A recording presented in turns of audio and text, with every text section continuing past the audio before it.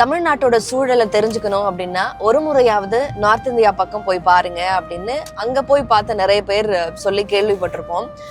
உட்கட்டமைப்பு, பேருந்து வசதியிலிருந்து health care, hospital system எல்லாமே தமிழ்நாட்டில் எப்படி இருக்கு, இல்லை நார்த் இந்தியாவில் கம்பேர் பண்றப்ப அது எப்படி இருக்கு அப்படின்னு ஒரு கம்பேரிட்டிவ் ஸ்டடிக்காக நம்ம வந்திருக்கிற இடம் உதய்பூர் எங்க இருக்கு அப்படின்னா தெற்கு ராஜஸ்தான்ல ஒரு பகுதி. இங்க போய் இங்க இருக்கிற கவர்மெண்ட் ஸ்கூல்ஸும் சரி, ஆரம்ப சுகாதார நிலையங்கள், PHC எல்லாம் போய் பார்க்குறப்போ நிறைய அதிர்ச்சிகரமான விஷயங்கள் எல்லாமே நமக்கு கிடைச்சது. மெயினா இங்க வந்து பப்ளிக் டிரான்ஸ்போர்ட் அப்படிங்கிற ஒன்னே இல்லை, ரொம்ப எல்லாமே பிரைவேட்டைஸ் பண்ணியிருக்காங்க.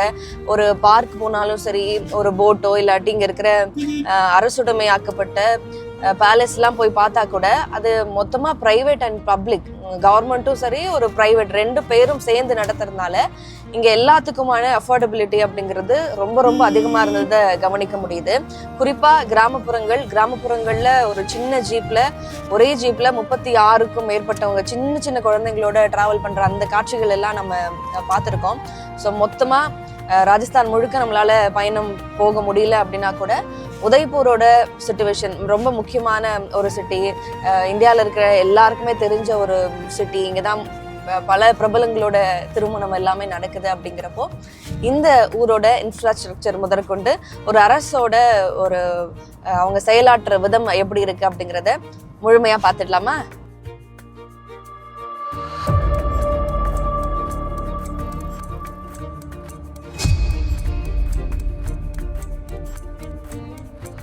मंत्री है अपनी यहाँ का, बट ये अப்புறம் ஓட் போடுறீங்க.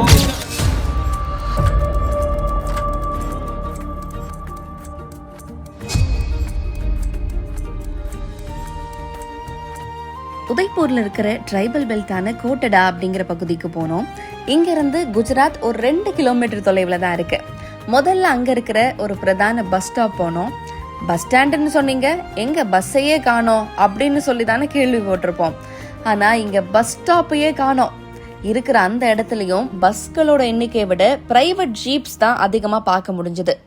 யூனியன் கவர்மெண்ட்டும் மாநில அரசும் ஒரே அரசாக இருக்கிறப்போ பெரும் பலமா ராஜஸ்தான் மக்களுக்கு இருக்கும் அப்படின்னு தான் பாஜகவால இங்க தேர்தல் பிரச்சாரம் பண்ணப்பட்டுச்சு. பேருந்து வசதி இல்லாததுனால பெரும்பாலான பகுதிகளுக்கு ஒரு கிராமத்துல இருந்து இன்னொரு கிராமத்துக்கு போகணும் அப்படின்னா நடந்து போற சூழல் தான் இங்க இருக்கு. டபுள் என்ஜின் சர்க்கார்னு சொன்னாங்க. டபுள் என்ஜின் இல்ல, ஒரு என்ஜின் கூட ஓடல. இங்க ஓடுற ஒரே என்ஜின் பிரைவேட் ஜீப்ஸோட என்ஜின் தான். அதுவும் நெருக்கி உட்கார்ந்தாலும் 6ல இருந்து 10 பேர் மட்டுமே அமரக்கூடிய ஜீப்ல குறைந்தபட்சம் 20ல இருந்து 30 பேர் வரை உட்கார்ந்துட்டு போறாங்க. இல்ல எப்படி போறாங்கன்னே சொல்ல தெரியல. ராஜஸ்தான் மாதிரியான ஒரு சூடான பகுதியில ஒரு வயசு கூட நிரம்பாத குழந்தைகளை வச்சுட்டு அத்தனை பேர் மலைப்பகுதிகளில் எந்த பாதுகாப்புமே இல்லாம பயணம் செய்யறது எவ்வளவு ஆபத்தானது அப்படின்னு கொஞ்சம் யோசிச்சு பாருங்க, தெரியும். அதுவும் சின்ன சின்ன குழந்தைகளை அந்த ஜீப்போட ரூஃப் டாப்ல உட்கார வச்சு டிராவல் பண்றதும் ரொம்பவே இயல்பா நடக்குது. நாங்க பார்த்த ஒரு பேருந்துலயும் ஏறி போய் பார்த்தப்போ பேருந்துக்குள்ளயும் சரி வெளியவும் சரி போதை பொருளான பானுக்கு விளம்பரம் ஒட்டியிருந்தாங்க. அங்க இருக்கிற மக்கள்கிட்ட பேசிட்டு இருந்தோம். அப்போ உங்க ஊர்ல எல்லாம் பஸ் இருக்கா அப்படின்னு ஆர்வமா கேட்டாங்க. பெண்களுக்கு இங்க இலவச பேருந்துலாம் இருக்கு அப்படின்னு நம்ம சொன்னப்போ அவங்க ரொம்பவே உற்சாகமாயிட்டாங்க. பேருந்து நிலையத்துல குடிக்க வச்சிருக்கிற தண்ணி இதோட நிலைய பாருங்களேன். எந்த சுகாதாரமுமே இல்லாம இப்படி வச்சிருக்காங்க. அங்க ஒரு பிளாக் ஸ்மித் ஒருத்தரை சந்திச்சேன். டிகிரி படிச்சிருக்காரு, ஆனா எந்த வேலையுமே அவருக்கு கிடைக்கல. அதனால அவரோட குல தொழிலான இந்த இரும்பு வேலைகளையே செய்ய ஆரம்பிச்சிட்டேன் அப்படின்னு சொன்னாரு. இது அவர் ஒருத்தரோட கதை மட்டும் இல்ல, பெரும்பாலான பழங்குடியின இளைஞர்களுக்கு வேலை கிடைக்கிறது அப்படிங்கிறது ரொம்பவே ஒரு குதிரை கொம்பான விஷயமா தான் இருக்கு. பேருந்து வசதிகள் தான் ஒரு நகரம் வளர்ந்ததுக்கான சான்று அப்படின்னு நினைக்கிறேன். ஒரு இடத்துல இருந்து மற்றொரு இடத்துக்கு டிராவல் பண்றது மட்டும் இல்லாம ஒரு பேருந்து நகர்றப்போ ஒரு மாணவன் பள்ளிக்கோ கல்லூரிக்கோ சென்று படிக்கிறான் அப்படின்னு பொருள். ஒரு நோயாளிக்கு சரியான நேரத்துல மருத்துவ சிகிச்சை கிடைக்குதுன்னு பொருள். ஒரு குடும்பம் முன்னேறுதுன்னு பொருள். ஒரு நகரம், மாநிலம் அடுத்த கட்டத்தை நோக்கி நகருதுன்னு பொருள். ஆனா இங்க எந்த சாத்தியக்கூறுகளுமே இல்லாம இருக்கு.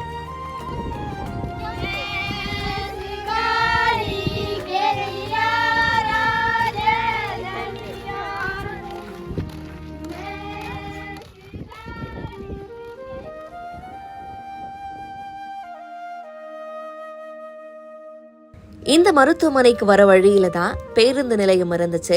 அதை பார்த்துட்டு தான் அடுத்ததா இங்க வந்தோம். ஆனா இந்த மருத்துவமனையும் எங்களுக்கு ஒரு பெரும் ஏமாற்றத்தை தான் கொடுத்துச்சு அப்படின்னு சொல்லலாம். பிளாக் லெவல் ஹாஸ்பிட்டல் அப்படின்னு சொல்றாங்க. பிளாக் லெவல் அப்படின்னா நிறைய வில்லேஜஸ்க்கு இதுதான் ஒரு பெரிய ஹாஸ்பிட்டல் அப்படிங்கிறது கணக்கு. ஆனா அதோட சைஸ் அப்படிங்கிறது இவ்வளோ பெருசுதான் இருந்துச்சு. பிரதமர் மோடியோட புகைப்படம், ராஜஸ்தான் மாநில முதலமைச்சரோட புகைப்படம் இதெல்லாம் சேர்ந்து என்ட்ரன்ஸ்ல நம்மளை வரவேற்றுச்சு. நான் பெருசா டிஸ்கிரைப்லாம் பண்ண விரும்பல. ஆனா நீங்களே போய் இந்த காட்சிகள் எல்லாம் பாருங்களேன்.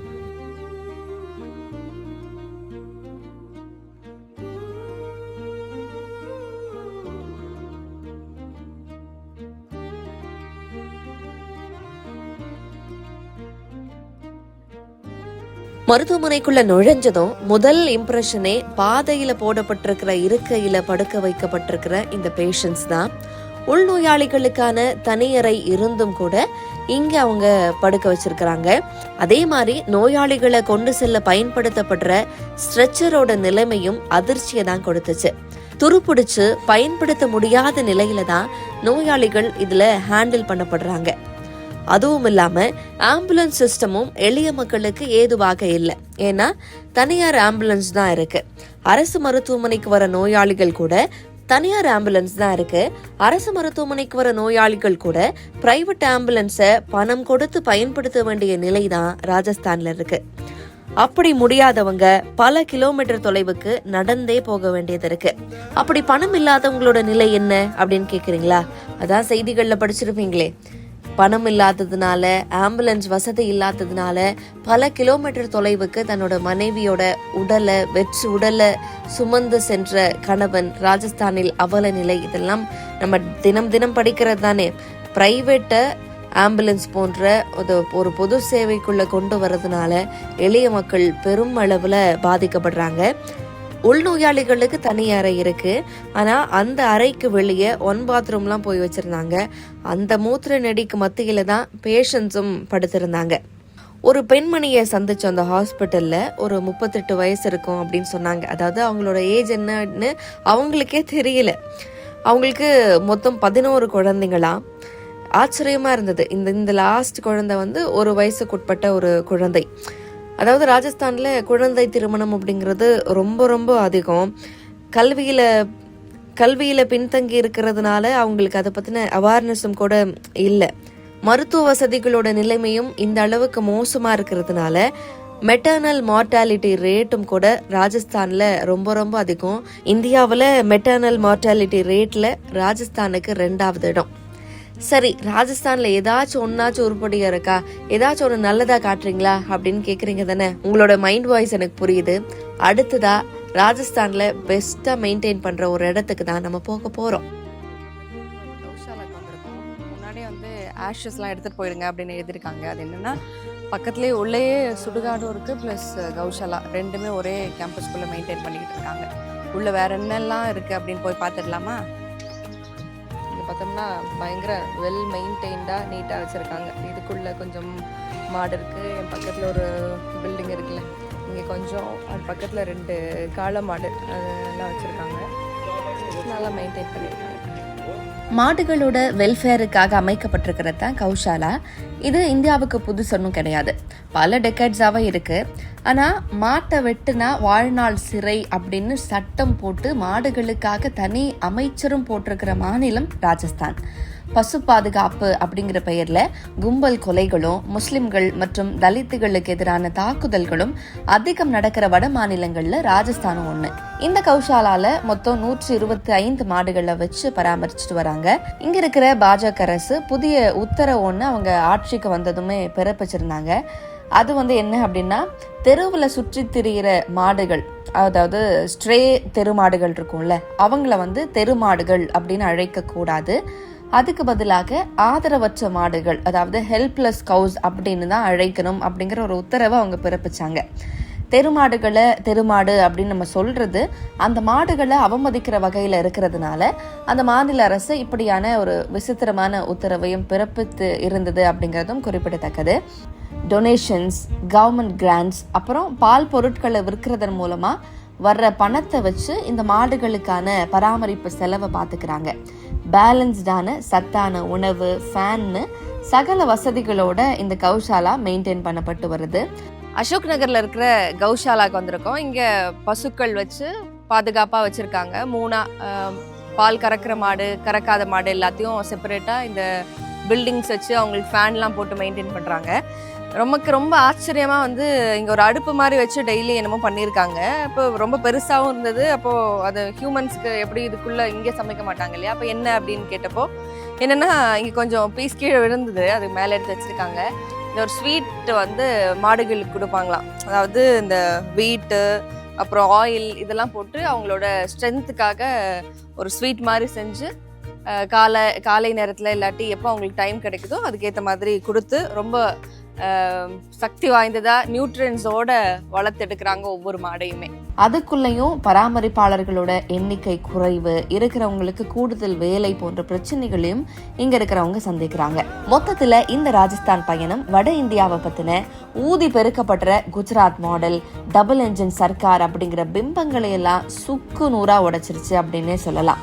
அதே நேரம் 2 மாநில கட்சிகளால் ஆளப்படுற தமிழ்நாடு இருமொழி கொள்கையை பின்பற்றி கல்வி, சுகாதாரம், தனிநபர் வருமானம் உள்ளிட்ட மனித வளர்ச்சி குறியீடுகள்ல டாப்ல இருக்கிறதையும் நேர்ல பார்த்து கண்டு உணர முடிஞ்சது.